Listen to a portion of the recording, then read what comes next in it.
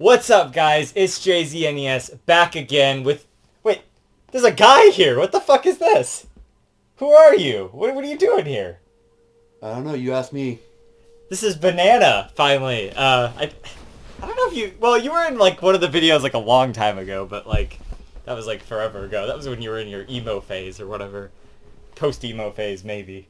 But anyway... This is the guy I've been playing Life is Strange with, so we're gonna react and go through episode 4 here. Darkroom, that's what it's called. Episode 4. So, first off, what was your reaction to the end of the last episode where you see Chloe and then she's like paralyzed or whatever? What'd you think about that?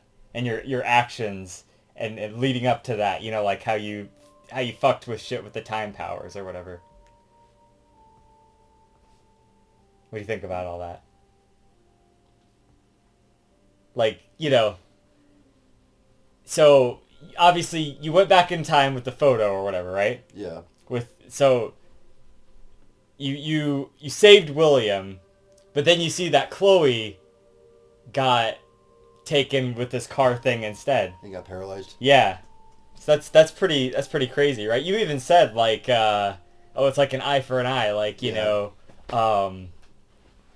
like, because William wasn't the one who ended up dying, like, Chloe got paralyzed instead, which is actually interesting because if you think about it, Chloe was supposed to die at the beginning of the game, and, but you've been, like, prolonging that for, like, forever, and she's supposed to die a bunch of other times, but she didn't even just die here, she just got paralyzed, so it's almost like a fate worse than death.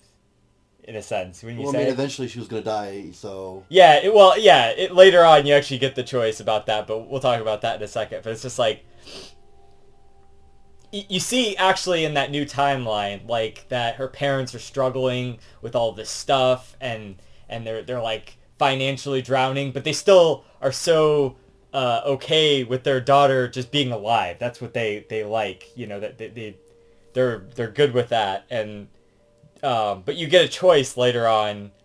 Well, first of all, do you have any, like, comments on that, like, timeline or, like, anything about, like, how different things were, any of that kind of stuff? there was a lot of things different about that. Yeah. Like, what would you notice that was different? For one thing, you were hanging out with Victoria. yeah, that's right. I totally forgot about that. You're hanging out with Victoria and Taylor and all of them, and you, like, wake up and she's like, "Oh, Maxine," and you're like, "Oh, what the fuck?" That took me by surprise. Yeah, that was kind of messed up.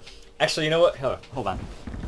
I know. We're fucking breaking the rules of logic here. I'm going to do this. Maybe that'll help a little bit. No? Okay. Well, looks slightly better. Anyway. So, Max is hanging out with Victoria. You're right. That's pretty messed up. What were your reactions on Victoria pre this episode? Like, leading up to, you know, like, don't account for, like, what you saw at the end of the episode, but, like, what did you think about Victoria before this episode? She was very a mean person. Yeah, yeah. But you actually, what was interesting is you actually, like, you decided to not be mean to her in the first episode, and that actually kind of ended up helping you later on, in a sense. It did. So, it's kind of funny. I don't want to spoil anything, but the choice you made is actually, like, it's interesting, the choice you made to like, tell her about the dark room. I'll just say that much. You'll see. But, because I remember my friend Jameson, he didn't tell her about the dark room, but that actually ends up being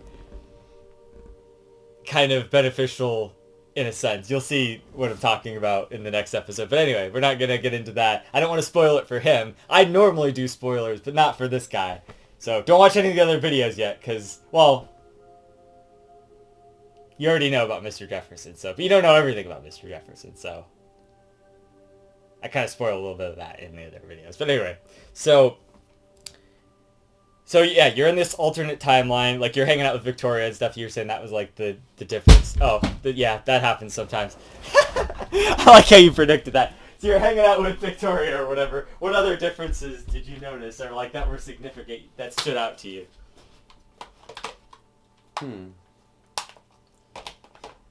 Or can you think of any, like, I'm obviously Chloe didn't have her like blue hair, and No. I love the scene on the beach there because she's like, it's just like a nice moment, like where I love when they're talking about like the golden hour and stuff and how that's like photography, and you see all these beached dead whales, which we saw in the last episode, and we were like trying to count them. There was like 5 last episode, and there was like what, like 7 or 8 of them or something this time. There's a lot more. So like we talked about the theory. I think I might have talked about this in the last episode too, that like Max's powers are kind of affecting the number of dead animals, and that's why you keep seeing these like dead birds and dead whales. And as you know, now that you've changed the fate of not only William by keeping him alive, but also Chloe by making her paralyzed, you're actually affecting things in such a more bigger light than you just having random conversations with people and then rewinding and then changing like a really minor thing with the timeline. You're affecting like a giant thing with the timeline. You've made like a totally alternate timeline, and so that's why these animals are like suffering the consequences of that in a sense. But so that's interesting. But yeah, so like what was going through your head when you had to make the choice about Chloe? So you have to make this choice with Chloe later on. You see her whole fucked up life, how she's paralyzed, how this has affected her, it's put her parents in crippling debt, and they still all love each other as a family or whatever, but Chloe knows that she's not doing so hot and she's a burden on her family, and that she doesn't have that long to live anyway, so she just wants you to like speed that process up so her family doesn't have to deal with her or whatever, even though her family said that they wouldn't want it any other way. They want to savor every moment with her. But what was going on in your head when you had to make that choice? Like, it's a pretty tough choice.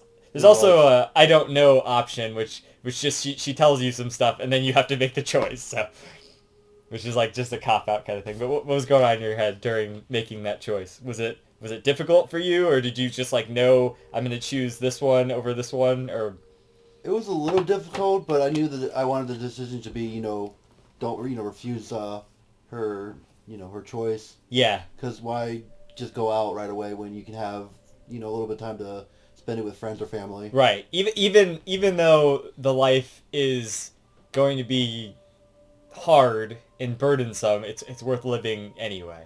Is kind of what you're thinking. Right. Yeah.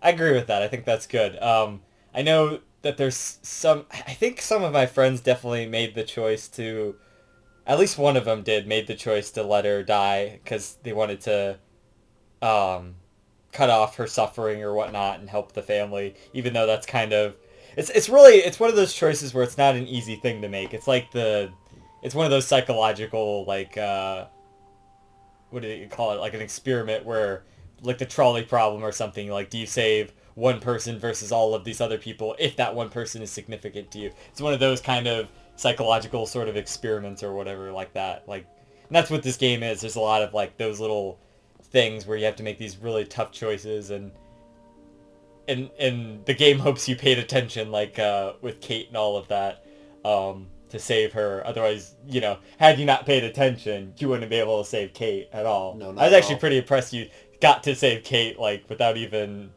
You didn't even have, like, that much of a hiccup. I think you answered all the questions right, too. Or do you think... Or was there one... I don't remember. I thought you... I'm pretty sure I got like most of them. Yeah, like most of them. And you had already made all of the decisions, like, leading up to that to, like, get her to be okay and stuff. So yeah, you have to make that choice. And then you actually can...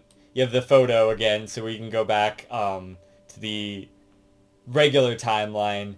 And I love the part where Max is just like really happy to see Chloe again. I think that's cool, because you feel that as the player. You're like, man, I just want that old Chloe back. You kept saying that too. You're just like, I want my old Chloe back.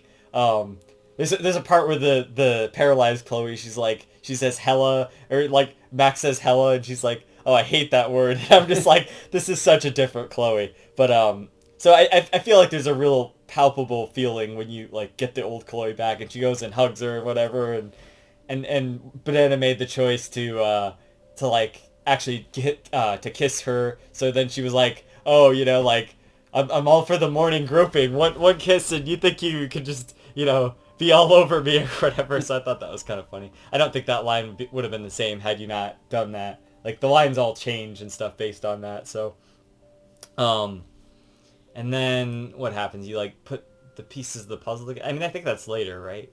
What happens after? So you look at the board here. Mm-hmm.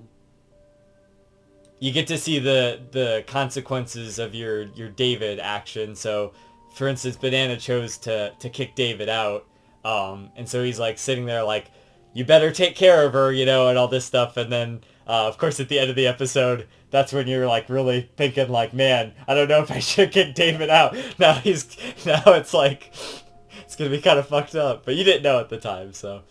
Yeah, no, because I thought he was really creepy. Yeah, he is kind of creepy, and they set it up like that. I even loved your theory when you were like, you saw the red binders or whatever at the end of the one episode, and you're like, oh, David takes pictures and stuff, and I'm like, oh, okay, so it's kind of ambiguous who it could have been. I mean, it's all about surveillance, and you know. Yeah, yeah. And you actually let him put up all the cameras by not signing the petition, even though I don't think that like really affects anything other than that like one. Well, obviously not, you know, because shit happened anyway. Yeah, I know, right? I mean, so yeah, a lot of that stuff is just like little stuff, like when you didn't steal the money, you can see that sign in the proper timeline in the original timeline or whatever, that like he's building a handicap ramp or like accessibility for that, so that's cool. Or whatever. I don't, you know, what's interesting to me is I don't think I've ever seen anybody steal the money, and I wonder if that like actually helps you with Frank or whatever. Not that you needed the fucking help with Frank, you just did it right away. We'll get to that here in a second. So, yeah, you're going through, let's see. Do we put all the pieces together now? Okay, oh yeah, you gotta go like look around for David's like files and stuff, and I don't know how you get his combination, but you just like busted it open with, what was it, a crowbar or something? Yeah, it was a crowbar. Yeah. And you like took the picture of the birds. Like, you're a photo hound in this game. You find like every little picture that I didn't get. So you get me all the trophies I never like bothered to go and get and whatever. I think that's good, because that's like kind of the way the game is meant to be experienced, you know? You're supposed to explore. Yeah, explore and find all of the little extras. They're almost like collectibles in a sense, the photos, you know, so. And we've even missed some, because there's like so many that are hard to get, you know, it's like that damn blue jay. Yeah, apparently there was, so there's a blue jay that you can let in. I don't know if this is related to the earlier bird that Banana didn't let in the first episode. Nope, I let it die.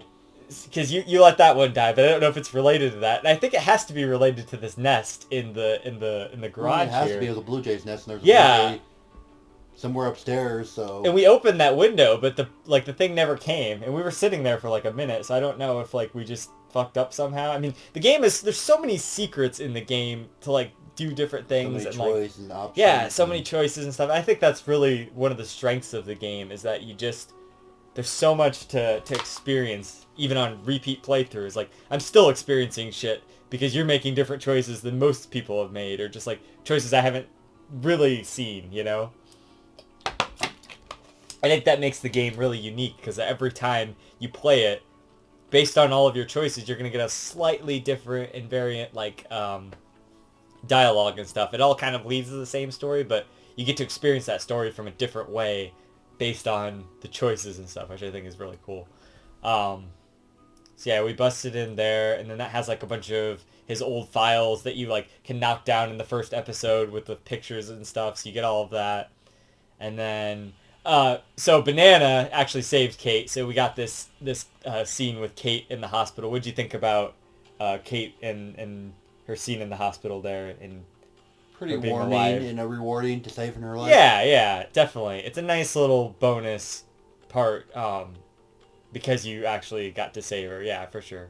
I'm glad they had a moment like that, you know, because otherwise it would have just seemed like, oh, okay, I saved Kate Marsh, cool. It's like, what's the difference? But no, they had like a little extra thing for you there, a little bonus part of the episode. So, would you think about like all of the letters she got and stuff? And then there was like one from Victoria that's like, I know you probably hate me, but like, and you should hate me, but like, I still hope you'll get better or something like. I don't remember exactly what it said. Do you think that was genuine, or do you think she was just like kind of sucking up or something?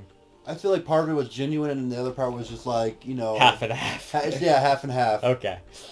Yeah, I feel like that's Victoria in a nutshell, right? She like wants to be half genuine and like half. I mean, if you think about it, though, all the kids were bullying her to the point, Yeah. to get to that point, and as soon as this shit happens, everyone's like, oh, we wish you, well, and blah, right. blah, blah. It's a little hypocritical in a sense, but also like a lot of them didn't know how bad it was, but that doesn't justify them bullying her at the same token.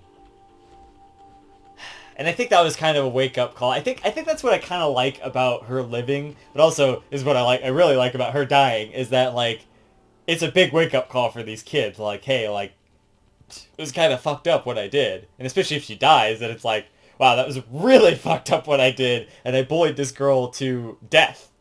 And, like, that's heavy, and that burden weighs on them when that happens, so...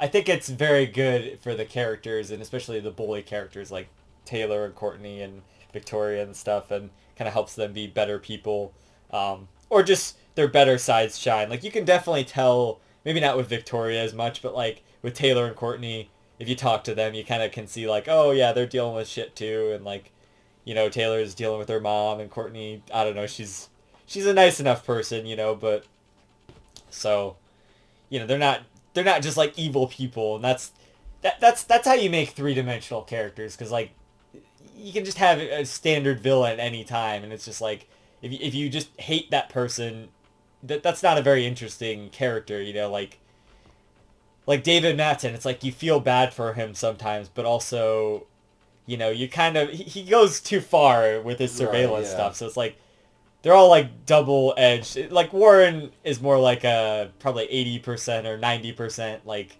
good, and then like there's like that 10% like this guy's kind of a little creepy sometimes, but he's a kid, so he's, but like what else? So and then Mr. Jefferson, he's just hiding his whole fucking true intentions there. So oh yeah, but did not see it coming at all. Yeah, right. We'll talk about that in a minute here. I know I keep saying that. What do you think about like Samuel and Miss Graham? I think it is. What do you think about them? We've talked to him a few times. Like, what do you think about Samuel first of all? Pretty chill dude. Yeah, he's kind of a little odd, but he's eccentric, but he's a nice enough guy. Like he just wants genuine. He just wants to see his squirrels happy, and he's a little squirrely. That's a great word for him. But he's good. What were you saying? Seems pretty spiritual. Yeah, definitely. And he's in touch with nature and that kind of stuff, which is a good thing for this game. And actually, now that I'm thinking about it, it's cool that they put them right next to each other on this bench in this scene, because Miss Graham is also like the complete opposite of that. She's like science, facts, nothing happens that isn't explainable, but Samuel's like everything is mystical, and it's like they're kind of the opposites. I never actually thought about that. I never realized that. Yeah, that's until you just said something about right. Isn't that kind of cool? Like they're sitting right next to each other and everything, and you get both perspectives on the situation. It's kind of neat. So yeah, and so there's a part where you go back to the dormitories and you're kind of trying to ask around for Nathan and whatever. We were supposed to talk to Daniel, which I totally forgot to do. He was just sitting there by the tree. I feel bad because he's one of the people that get bullied. Yeah. But you can talk him into going to the party, and then that's kind of when you get to...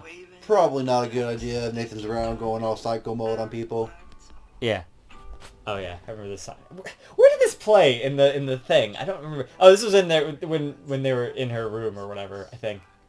There was that one song where when they were like, when she like wakes up back, she's like, oh, Chloe, it's whatever. It's like I remember that song. I love the line in there. She's like, fuck yes. It's like it's so funny. That's a great song though. But yeah, it's hipster music-y shit. I love it. It all sounds the same to me. Yeah, you gotta listen to it a few more times. Anyway, so and I might be like way behind on the episodes here. I'm just playing this playlist from wherever I left off last time. So this could have been like 2 episodes ago or something. This song, but yeah. So yeah, we missed Daniel. Actually, right there. When you first walk in there, Mr. Jefferson is there, and you're talking to him, and the whole time I'm groaning. You're like, "Oh yeah, whatever, he's a cool guy." Like, but Chloe's like, hitting on him and whatnot, and I'm just like, "Oh my God, stop it!" And she's like, "Oh Max, you're hot for teacher," and I'm just like, "You guys have no fucking idea what's going on here." He plays a good cover. Yeah, Definitely Two-Face. yeah. So it's just like. And you know what's interesting, and this is what I like, is that you thought of him as the lesser of the 3 evils in like the second episode is what it was, and I was really interested why you had chosen Mr. Jefferson in that time, and then now you see why, because obviously he's kind of behind a lot of this stuff. I couldn't blame Nathan because his family's rich and they own the school. And yeah, the police, yeah. And anything you say about him, they'll be like, "Oh, well, that's not true," which, in this case. Right. What was the deal with David? Did you just, like, feel bad for him? Or you're just like, why didn't you choose him instead? I don't know why I didn't choose him. I remember what your reasoning was about choosing Mr. Jefferson, that you were like, he's the one who, right before this happened, like, kind of pushed her too far. Right, yeah. Even if he might have been trying to help, which he wasn't, probably in that situation, but which is funny because if you think about that, he might have been playing nice there, but also he was responsible for, or at least somewhat responsible for that. You saw the pictures of Kate in the dark room there and stuff, so like he must have had something to do with it. It's just kind of fucked up when you think about it.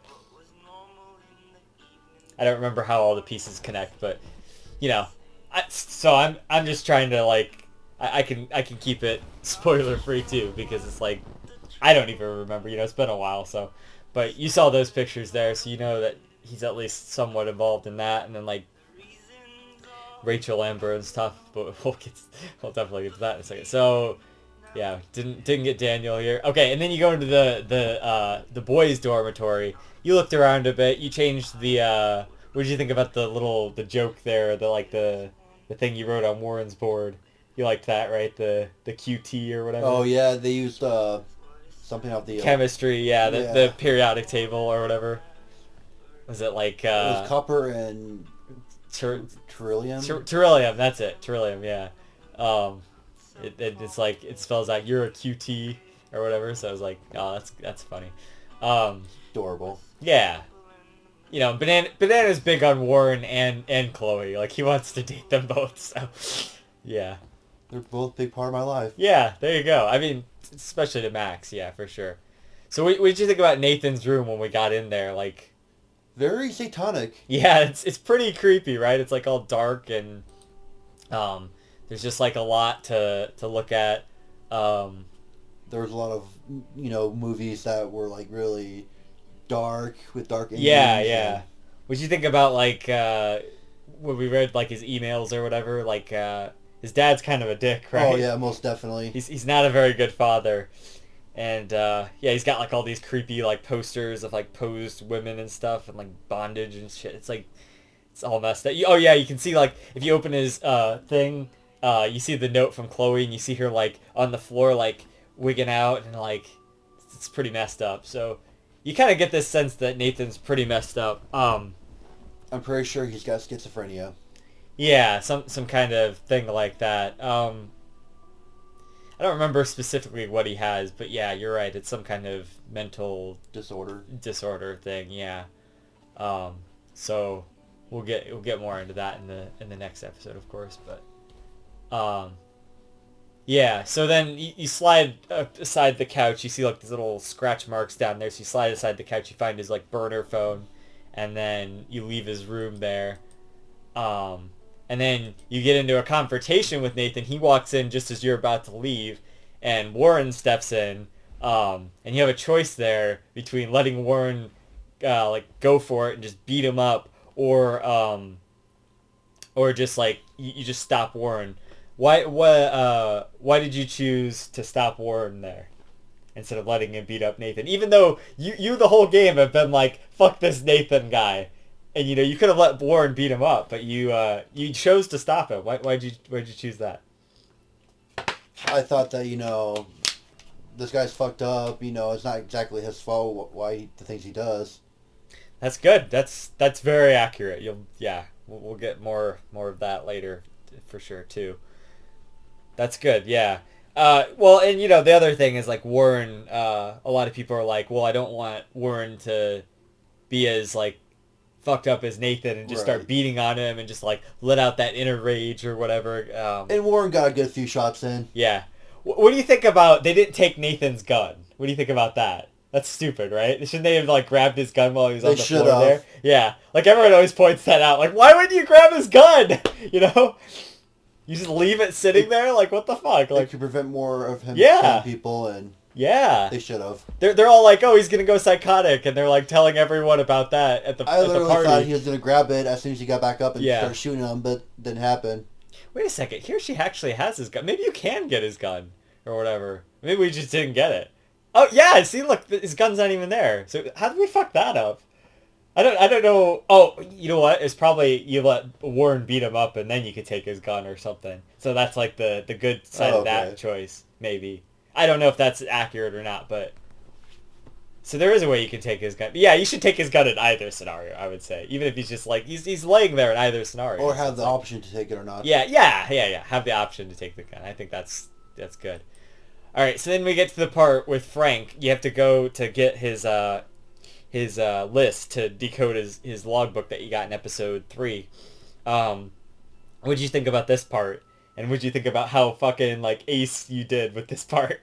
I did really, really good on this. Yeah, part. he didn't even have to try. He just went for like the first go through. The whole intention of this is you're supposed to rewind and tell Chloe to like not be such a bitch and like, hey, watch out for this dog and like don't use the gun and stuff. But like Banana just did it just by talking, which I thought was excellent. He didn't even have to shoot Frank or wound Frank or do any of that stuff like I've seen on most of the other playthroughs. Like I've never seen anybody just go straight through the dialogue and just get it. Like you said, it was easy. Like it was easy. Yeah. How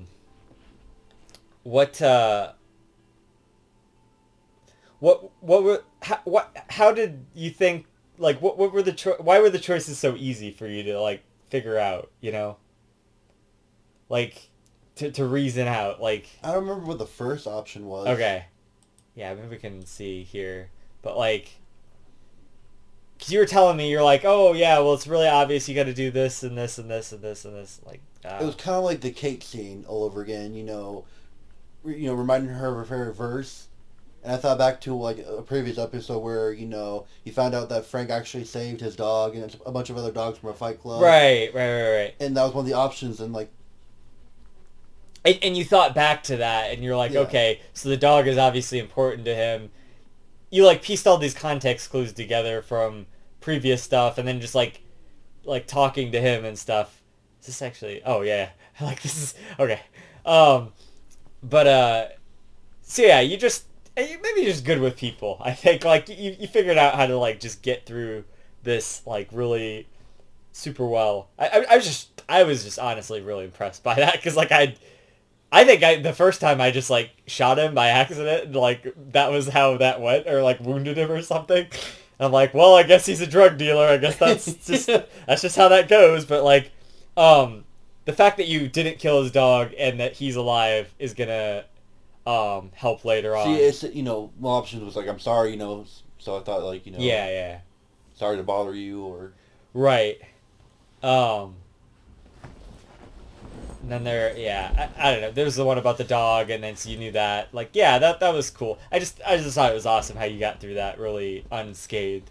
And then so you start working shit out, like, you have to do the puzzle. What did you think about the puzzles of like putting everything together? It was a little difficult. There was a lot of evidence that you have to go through and figure out what connects together and definitely. All that.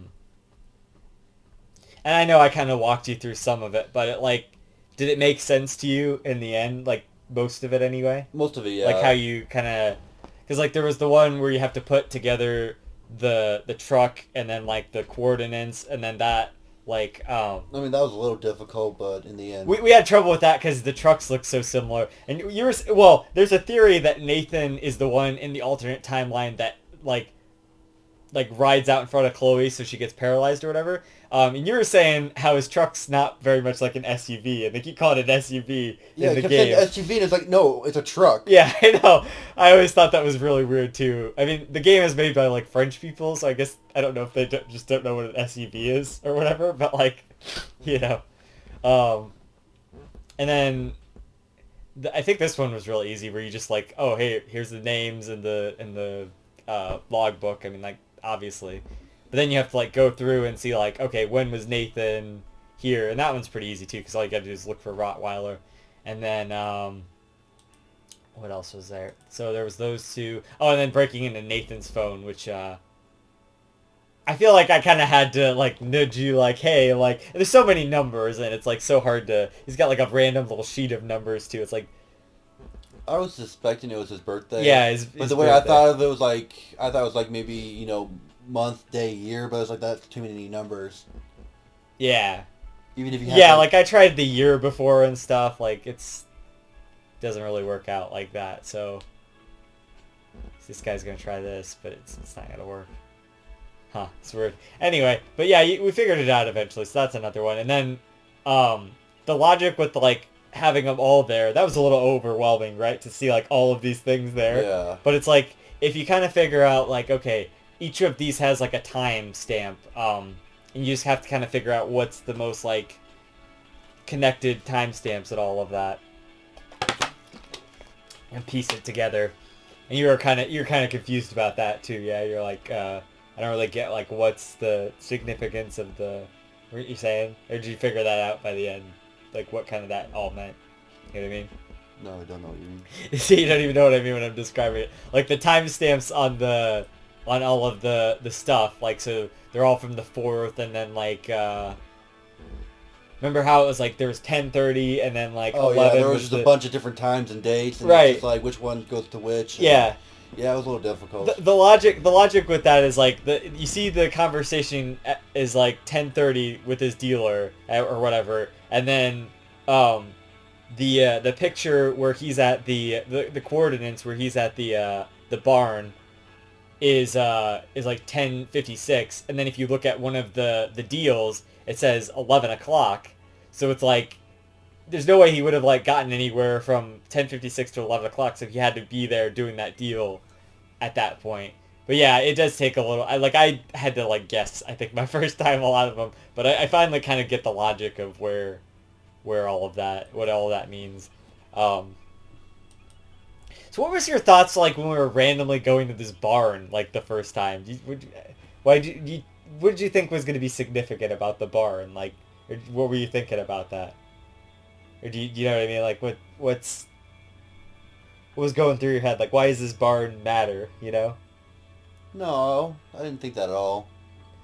I mean, obviously it was owned by one of the Prescotts. Yeah. So. But what did you think was going to be there? Like, I was hoping that Rachel was going to be there, like, all tied up, but obviously. Ah, okay, interesting, yeah. So I thought maybe we were going to rescue her. So at this point, you still thought Rachel Amber was I was hoping. alive. I was hoping that she was still alive. Me too. I mean, I definitely was at this point.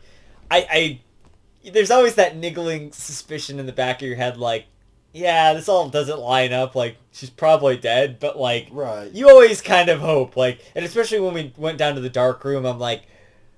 I thought she would have been there. Yeah, like I'm like, oh yeah, okay, Rachel Amber's gonna be there, or like when they were looking at the pictures or whatever, like. They kind of spoil it in the dialogue, but when you look at the pictures, it's not necessarily like she's dead. She's just like laying there with Nathan, which is like Nathan's still alive, so she could still be alive. When you get to the junkyard though, and it's like you're digging up, you're like, okay, I guess there's no way she's like alive under all that dirt. And as soon as you get to you know that she, where there was the picture was taken out, you realize, oh, she's dead. Yeah, for sure. But what did you think about the part with the barn and all that? I know you had like it's kind of difficult to like find the bunker, like the latch for that or whatever. I wasn't expecting to have to look on the ground. Yeah. And you don't usually have to look on the ground for most stuff, you know, Right, like, yeah. or look higher or whatever. And most with a pitchfork, it just... It's just there. It's just like... Yeah, you couldn't use it to, you know... Yeah, you should have been able to at least try that, for sure, but, like, yeah, you couldn't, yeah. That's a good point. She should have made some comment about that, at least. Like, oh, I could try this, and then just, like, it wouldn't work, it'd, like, break or something. And she's just talking about zombies and zombie apocalypse weapons or whatever. But, what did you think about the puzzle where... I mean, I know I kind of had to, like, hey, like... when you climbed up there, and then I'm like, you need something heavy to attach to the thing, and you're like, I don't know what's heavy, like what can I, and then like, yeah, I totally forgot about my rewind powers. Right, yeah. Like, throughout this whole episode, you don't really use them. Yeah, which is interesting. You don't use them much, so I'm like, I didn't blame you for forgetting about it, because I did also at this point. I had to spend like forever thinking about it, but then I remember when it clicked for you, and I'm like, yeah, now he gets it. Like, you gotta rewind time. After you said it, like, for the first or second time, I'm like, oh, yeah, I forgot I have these rewind powers. And that owl in the bar in that photo there is, like, one of the only photos I actually got. That's why we didn't get an achievement for it, because it's like, I already got it. But it's like, you've got so many that I haven't got, so it's cool. There's probably so many more. There probably is, yeah, exactly. So, what did you think when we, like, first got down into the dark room? I remember you were like, oh, this place is creepy, or whatever. It was really creepy. Yeah. I was imagining blood all over the walls. Oh, and... shit, yeah. It's actually really clean for some place where, like, a bunch of shit... I'm pretty sure I saw a bunch of chemicals that you can use to probably, like, completely, like... sanitize everything, yeah. Well, no, like... It's like, fucking... Maybe, like, use it to, like... Oh, like, drug people and stuff. Not exactly drug people, but, like... You know, like... disintegrate bodies, you know. Oh, okay. You like that far with it, yeah. Yeah.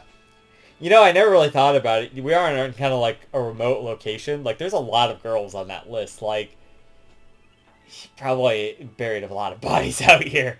Or, like, at least, like you said, disintegrated them or did something with that. That's kind of fucked up when you think about it. Like, I think it's only the two that he's done so far. Yeah, but, like... But, like, what happened to all those other girls? That's what I want to know. What other girls? Like, all of those binders were other girls. Oh. Yeah. Like, I want to know what happened to them, you know? But, like, you think if all of those girls had gone missing, somebody probably would have noticed. I bet it was more of, like, a Kate situation where he, like, took them and then, like, did all that and then, like, released them and they wouldn't remember or something. That, or he did it while he was in, like, different, like, parts of the country or wherever he did it. And he That's used a it as, good like, point. a collection. That's a good point. He probably did it elsewhere while he was out, like, being a famous photographer and just got, like, some of these creepy pictures on the side or whatever. That makes a lot of sense. Yeah, I like that. I think that Because, that like works. you said before, you know, if all these girls were missing, you think there would be, like, a somebody search would party notice, or, right? Yeah. So, like, yeah, no, that's good. That's probably what it is. He's been collecting these for, like, a long time or whatever. What else? So... Also, by the way, the note that was on the computer here, you know, they were like, oh, that's really fucked up that his father would say that. It's actually Mr. Jefferson who wrote that note to him. Like, don't scream my name in public and all this shit. Like, you know, that one? Remember that? Where he's like, Nathan, like, you gotta, like, chill that. You know, I'm trying to teach you these things that we read on the computer or whatever. That was actually Mr. Jefferson. So, which makes more sense once you kind of figure it out, like, that Mr. Jefferson's involved, so... Instead of his father. But So they kind of set it up to be like it's his father, you know what I'm saying? Yeah, do you not remember? Yeah, mind blown, right? So, So, I'm guessing he's taking Nathan under his wing as a creepy photographer, kind of stalker dude. Yeah, kind of. That's sort of what's going on. You'll see. I don't want... Yeah, I'm not going to spoil, like, everything for you or nothing, but... So... Yeah, so then, of course, you know, you, like, as soon as you see those pictures, you, like, bolt out of there. Did you have any, like, reaction to like, seeing those pictures of, like, Kate and, like, Rachel and all the fucked up shit there? It's like, Kate is, like, tied up and stuff. Like, that's... I mean, that's just pretty fucked up in the head. Yeah. Like, I knew shit happened to Kate, but, like, once I saw that, I'm like, oh, wow, this is, like, a lot worse than I thought it was. It got, like, extremely dark. Yeah. Well, and I told you, like, every episode just gets worse when it comes to this shit. You gotta agree with that, right, at least? I guess that's why it's called the dark room, though. Yeah. Oh, yeah. Because it gets shit. dark. I know. Yeah. Right, exactly. And then, of course, there's this scene. Then you immediately get out of there and you, like, rush to the junkyard. And there's a really emotional scene with Chloe. I definitely remember the first time I saw that scene, like, I cried a little bit because it's just like, wow, this is messed up, you know? So, I've seen it so many times now, but like that music too, the song that plays there, it's just like every time I hear that, I just think of Rachel Amber there. And this is so much more fucked up when you've actually played Before the Storm and you've like gotten to know Rachel Amber and all of that. So, like, yeah. So that'll be fun. You'll definitely feel bad for I it. didn't think it was emotional enough. Really? Yeah. That's a hot take. Why do you say that? I don't know. I feel like there was just none of like crying involved. Okay. Like I thought, you know, like this isn't bad enough for you here. like it Chloe's is, but like she's like, "What's the fuck's wrong with the world?" And she's like crying and shit. I thought that was it's emotional. I just don't impactful. think it was emotional enough. That's really interesting. That's a hot take. Like this is like everyone's like, "Oh wow," like you know, that's really messed up kind of thing. But I guess you were also focused on like I knew it, like Rachel was dead or whatever. Like when her Well, I mean, usually when that person's missing, most of the time it's because they're dead. What did you think about the doe, like the ghost doe? As soon as I saw it in this scene right here, I realized that was Amber. Rachel Amber's like soul trying to communicate to them. Right, trying to like lead them towards the thing.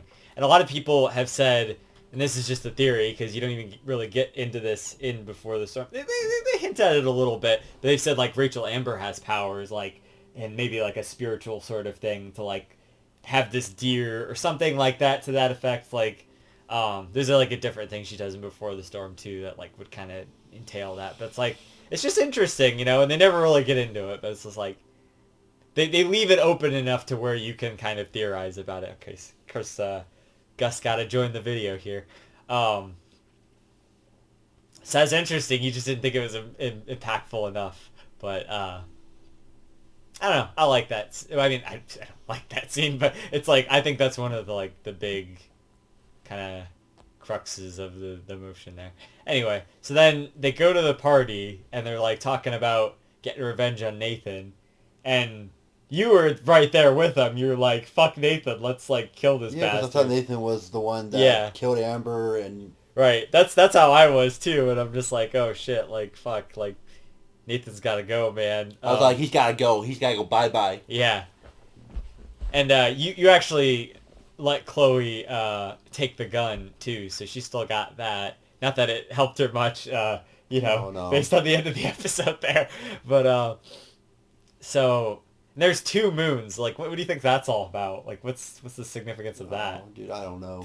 Like, the world's ending. She's like, oh, great, the world's ending. Don't care. Fuck it. Like, let's go kill Nathan. That's all it's on her mind is to get revenge for Rachel. Yeah. She doesn't care what else is, like, around her and her environment. She just wants to get Nathan. The other thing is that she's like, when she's crying there, she's like, I loved Rachel so much. Like, what do you make of that? Like...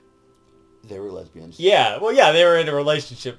Right, clearly. You ship that, right? Oh, yeah. Like, there's ways you can play Before the Storm where you, like this, where you can just kind of, be friends with her. But, like, I feel like it's more impactful.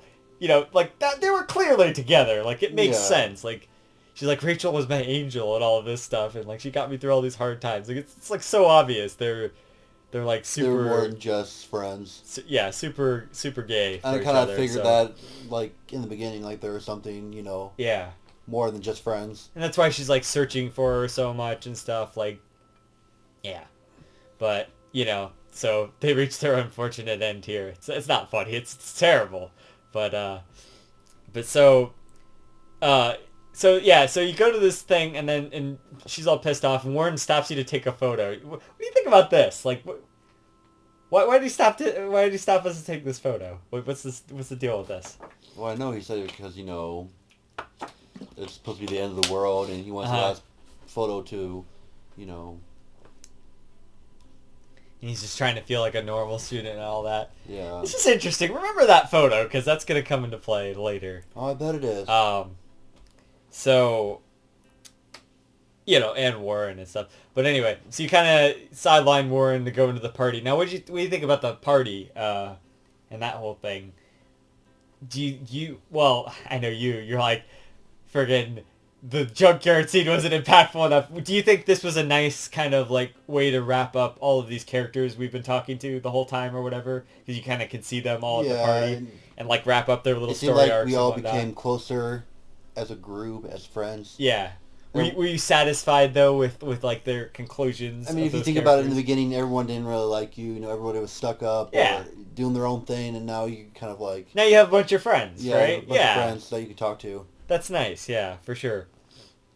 And who out of like the secondary characters was your like favorite secondary character, would you say? Oh, God. Like, who's the one you always like were like, oh, that's cool, I want to talk to that person first, I don't know. You didn't have a favorite secondary character? I don't think I did. Okay. I mean, they're all pretty good. I'm trying to think who would be like one of my favorite. I don't know. I think I like Taylor and her mom just because it's like this thing you're not expecting. You just expect her to be kind of like a Goonie. Just a follower, not yeah. leader. I like Courtney. I just like all of them because they're like it's so unexpected that they're actually like decent people or whatever, and they're not just like everybody has their own problems in their own life. Yeah. So you go around, you talk to all of them. You get to save Alyssa, like, thanks, Max, or whatever. Like, so you get to, she gets hit with a pool noodle and, like, it's launched. Somehow a pool noodle is strong enough to push you into a fucking... Yeah, she's like a big girl, so it's like, you can't, like I don't think that would have... Even if she was skinnier, like, I don't feel like that would be enough momentum to... Yeah, right. It doesn't make a lot of sense. Push her to the water. Yeah. So, it's odd because we actually wrote our name on the list for the Vortex Club, and we also got on the list because of Courtney there. How do you think that would have played out if we didn't do any of that? God, I didn't even think about that. Yeah, because there is a separate way. You kind of went, like the back area. So like after you went like past Victoria and past all the other characters, there's like that little back area. There's a way if you go around, you can like push this thing, and then like one of these big rolling things. You go like, you go like around. So like we went around this way here, but if you go around the other way, there's one of those big like rolling pool things. If you push that aside and then like rewind time, you can actually get back there as well. But I think it's better if you get Courtney on your side and do it that way. I think that's more, like, that means more. Of course, you got the bitch who's in front of the thing and won't let you in or whatever, and then you gotta, like, go talk to Courtney. And did not like her whatsoever. Yeah. You're like, I'm on the list, and Courtney's like, get out of here, bye, girl, fuck you. Okay. Oh, yeah, see, there's Daniel next to Brooke here. And, Brooke's, like, really cold towards you if you, like, go out to the movies with Warren or, like, choose to do that or whatever. You notice that it's like she won't let you do anything, but then she admits that she is jealous. Yeah, because she, I was just gonna say, like, at the end here, you kind of get the reason for that, and she's like, all right, I'm being a little selfish. Like, I'm glad that you guys are happy together or whatever, So, but there is also alternatively, if you kind of like push Ward away and you can tell him to go out with her, and then she'll be like happy. But how can you push Warren away? He saved your life. I know. In the parking lot. And against Nathan with the gun in the hallway. Yeah, he saved your life twice now. Yep. So, yeah, I know, but it's like if you at this point it's more like a guilty date. Right. If you choose to do that and like not like have like you kind of I don't really feel this Warren guy, you can push them together as well. So it's just interesting. And then there's like in the alternate timeline, he's with Stella of all people. Like, what's that all about? It's weird, like, I don't know. But yeah, you can kind of get everyone's reaction on like the clips and like everything that's happening and whatnot. You get all cool reactions to that. But so once you get into the VIP room there, or wait, we went into the bathroom. Was there anything significant in there? You like talked to Justin. That's like about it, right? Yeah, and you take that photo of him like in front of the wall with the skeleton. Yeah, the skeleton, yeah. Is there anything else significant that happened in there? No, I don't think so. I mean, you convinced him. You convinced Justin to leave the party because. Oh, right. Yeah, you did do that. So that is good. Yeah. Oh yeah. Shit's about to get reeled out up in here. Right. Yeah, you kind of keep telling people like, hey, stay away from Nathan. You know, he's bad news. This guy's got a Milady shirt, by the way. The Daniel, like that meme or whatever, like Milady. You know, like the fedora thing or whatever. Anyway, um, so you're in the VIP room there, and you get to see like more of the people that are like more of the main characters, I would say. It's like you get like Dana, and you don't actually get to talk to Julia, which is weird. Like if I guess you don't really get to talk to her throughout the game that much, but I mean, she was in that party just making out with some dude. yeah, I know, right? You just like you don't even get to hang. If you get to talk to Taylor, I like that. She's cool. Um, and then, once you talk to all of them and kind of get their little endings there, you get to talk to Victoria. Now, what'd you think about talking to Victoria there? Like, you actually seemed, you were actually pretty nice to Victoria in this scene, despite all of the things that, like, because had two happened wrongs before. don't make a right. Yeah. What do you mean by that? Like, Because, like... You were trying to save her from the dark room and stuff? Or, like, Nathan, I guess, would really been? Or, like, what do you mean? Well, I'm just saying, like, throughout this whole game so far, yeah, she was mean to you, but how, like, if you're mean back to her, it's not going to solve any problems. Yeah. And obviously, you were nice to her even though when she was down, so she kind of, like, acknowledged you for being nice to her. And Yeah, which is nice. My friend Jameson just totally went screw Victoria, every route that he ever could. Every time there was an option to fuck with Victoria or just do anything, like there's options in here that are like, you suck, like fuck off and all this shit. Like, he would always choose those. And then, like I said, there's kind of something funny about you choosing not to tell her in the next episode. But anyway. And we do get like a little bit of a backstory from her because she said, her family was, they own a gallery and, Yeah, which is cool. And it's kind of like, she's really has to live up to like, her legacy here at Blackwell. And so she's got to meet the right people and get in with the right crowd and stuff. And she even gives you a little like thing. She's like, Nathan's not like a bad guy. He's got problems, It's like she gives you a little insight into that. And I liked a lot how if you choose the right stuff, she's like, I actually think you're like one of the coolest people here. That's like a really bold and like big Victoria moment, I would say, to show that her character, to show the merit of her character, where if like, she's not totally like she's a good person kind of down. Do you like that part like where she kind of way deep down inside her, she's a good person. Yeah, like where she's like, you're pretty cool and all of that. You thought that, did you like that, or what'd you think about that? I liked it. Yeah. It was very bold of her to say that. Yeah. I like how she was being really honest there and just genuine. I think that's nice. But yeah, it's just a good conversation with Victoria all around. And then she's like, at the end, she's like really, all right with you. And she's like, if you need anything, text me or whatever. I'm just like, wow, we made so much progress in this conversation. So then you leave, and then you get this like text about Nathan from, before that, Mark Jefferson like gives Victoria the award or whatever. What'd you think about that? Do you think anything about that, or do you think she was gonna win, or who'd you think was gonna win the thing? Or did you not have any thoughts about that? I didn't really have any thoughts. Yeah, I was you're more assuming focused on everything she's probably else. gonna win, but Yeah. I don't, yeah, I never like knew if I thought she was gonna win. I'm like, yeah, probably, but like, there was a lot of people who submitted photos and stuff. I always thought like, hey, like maybe there was an alternate way where I could have like submitted the photo or whatever in my first playthrough. That's what I thought, and like I went and looked it up, and like you can't like not like even Max she has like a great photo. She should have submitted it. She might have like stood a chance, but. Yeah, I don't know. I But also, you kicked him out of the contest, so like that really didn't change a whole lot. At the end of the day, it was like he still announced the winner and stuff, but like, you know, I'm sure you're glad he's not going to San Francisco with some kid though, with some one of the Oh students. yeah, no. So You know where they would have been at? Where they would have been at in the dark room. yeah, right.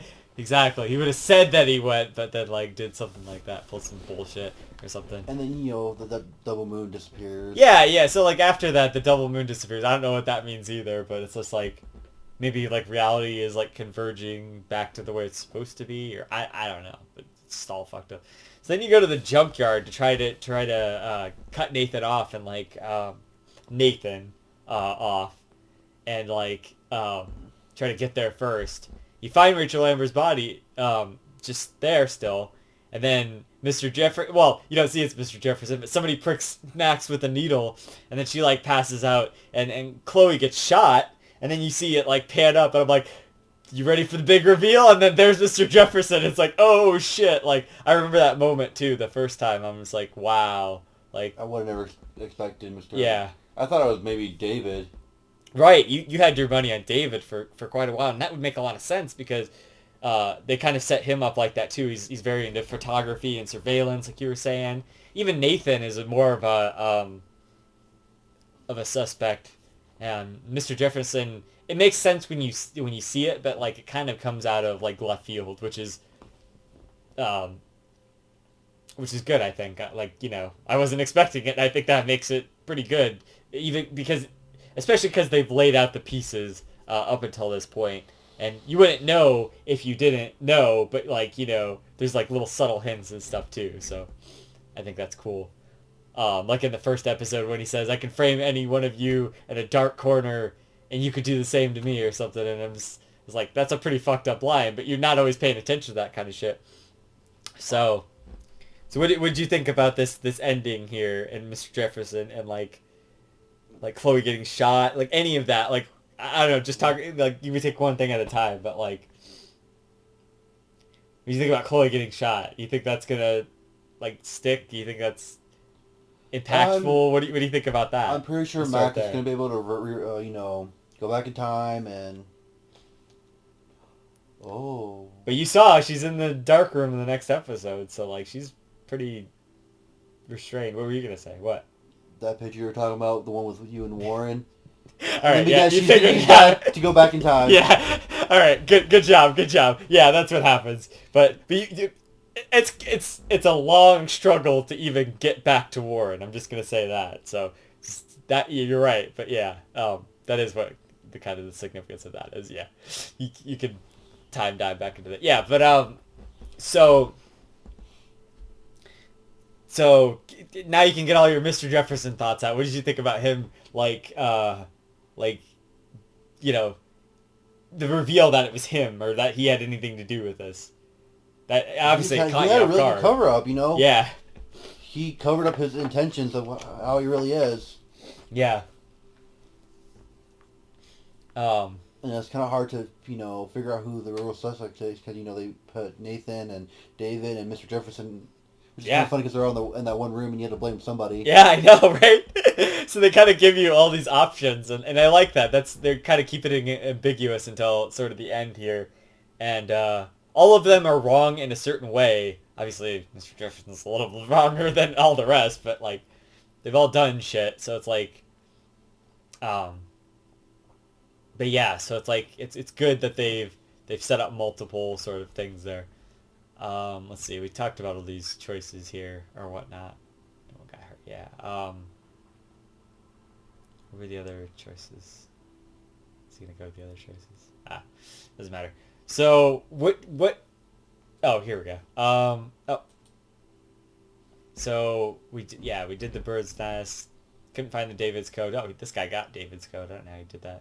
Oh yeah. The thing is, like, Kate will help you find the room. Like that Nathan's, like, what Nathan's room is. That's like her whole thing if you save her or whatever.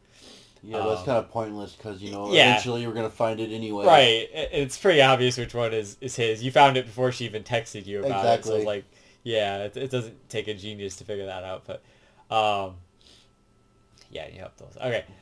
So what do you think what's your like theory? What's gonna happen next episode? I just want to hear like what you kind of even imagine is gonna go on. God, I didn't even think that far yet. Oh, Just like a theory. Like what's how do you think this is gonna resolve or something? Just so I can see how right you are or whatever. I'm not gonna tell you if you're right or not, but well, damn. I just want to hear what you think is gonna happen. Oh God, I can't even like imagine. Right now we're in a dark room. It's cold. It's dark. We're probably all duct taped up right now and Yeah. in some sick pose. I mean, imagine we escape somehow. Okay. How do you think you're gonna get out? Hmm. I'm not saying that's right or not. I'm just saying how do you think that would happen? Either we escape, or I feel like David might just pop out of nowhere and like save the day. You were saying David might come and help, so, but you also fucking like railed him out of the, I know, the I picture. did. So Maybe he will be. we'll see. Maybe he will be a genuine person and actually come and save the day. Maybe. Maybe that's That's why a big maybe because of what you did though. So. Maybe that's why he's being so suspicious around the school, and maybe he's trying to figure out like what the fuck's going on. Yeah.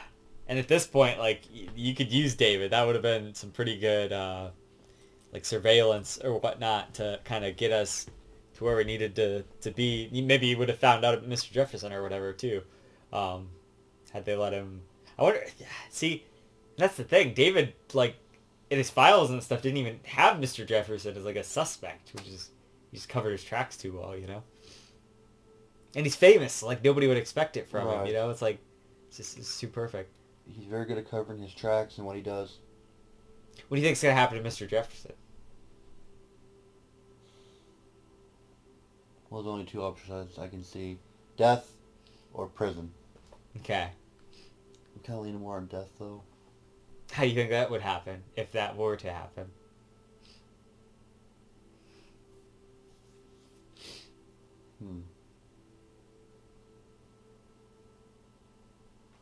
I'm gonna say David probably shoots him because David's got a bunch of guns. So. Okay. That's a good guess. What do you think happens after you escape? If you escape? What do you think happens with the storm? Like let's. Oh God, I didn't even think about the yeah, storm. because there's this storm still. How do you think that's gonna resolve? Oh my God, dude, I don't even know. Yeah. Okay. Well, we'll see next episode then. I guess we will. This it's gonna be interesting. I'll tell you that much. You'll see. You'll see. Or maybe the storm will take me to the very beginning. Okay, why do you say that? Well, because you didn't start, your powers didn't start showing up until you had that vision of the storm. Mm-hmm. So maybe that storm is like a way to get back home, or maybe I don't know. It's interesting you're saying something about the beginning. We'll see if that plays out or not. But I just wanted There's to just get so many possibilities. Yeah, I know. I just want to get like point. a general take just so we can see like how accurate you even like we're gonna line up to like what's actually gonna happen. So Well, I'm not gonna tell you how accurate you were or not because that'd be spoiling things, and I gotta keep you in suspense, and I gotta keep you waiting for the next week or whatever. So or in a few days or whatever the fuck you want to do this again. But yeah, so and then like we still have Before the Storm, and there's like Farewell and stuff too, so there's still so much more Life is Strange to go even after this. So, like, don't think of this as the end. Like, we can go even deeper here, like you like Chloe as a character, right? Yeah, she is smoking hot. Okay, well there you go.